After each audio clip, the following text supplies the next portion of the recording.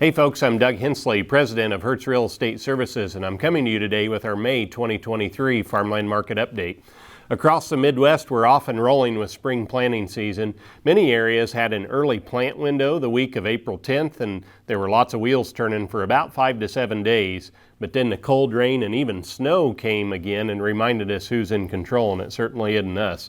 I'm recording this video beginning of the last week in April, and for 3 of the last 4 nights the dog's water bowl has been frozen over because of sub-freezing temps. Fortunately, most of what was planted there a couple of weeks ago when it's been this cold has not yet emerged, so we'll be waiting on spring warmth and sunshine, and we'll get back to it. The forecast is looking a little bit better in a 10-day. The land market here at the 1st of May just want to say is stable. Sales activity has seasonally slowed because when farmers are busy in the field, the focus in the country shifts to operational activities and away from buying and selling of farmland. Once planting season matures, we'll again see sales begin to pick up again. And while farmers are crisscrossing the countryside, we're certainly not wasting the time. We're taking advantage of it to prepare for some early summer sales. Here at Hertz, we're preparing for a number of May and early June auction sales, so keep your eyes open for those early summer sale notices. One specific topic I wanted to comment on today pertains to a question I've been getting more commonly here in recent months, and that's concern about our current land market, reminding some people of what things were like back in 1980, 81, and 82. After all, coming out of the high-flying 1970s when land values had quickly appreciated and interest rates were headed up in an effort to tackle high inflationary pressures at that time in our economy, it then got really messy in agriculture, and we all remember what happened in our land market in the 1980s.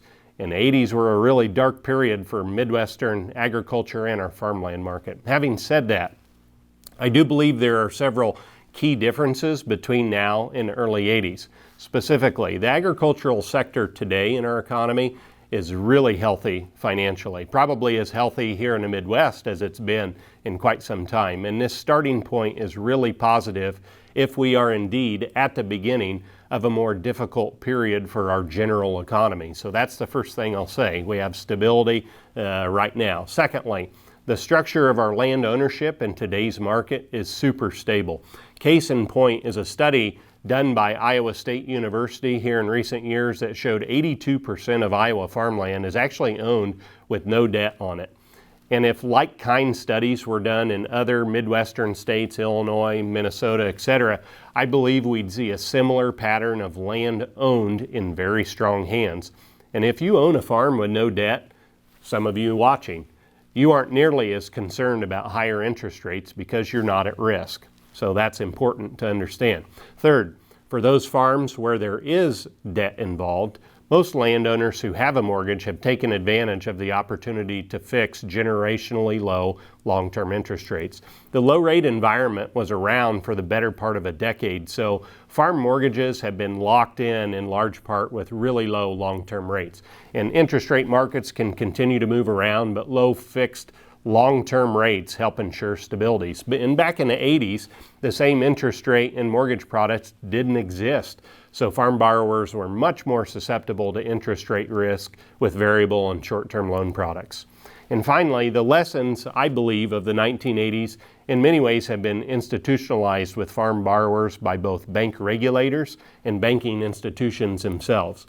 Large down payments are really common in today's market. They're required. In fact, if you want to borrow money to buy a farm through most Midwestern farm lenders, they'll commonly require you to put down as much as 40% at the time of loan closing.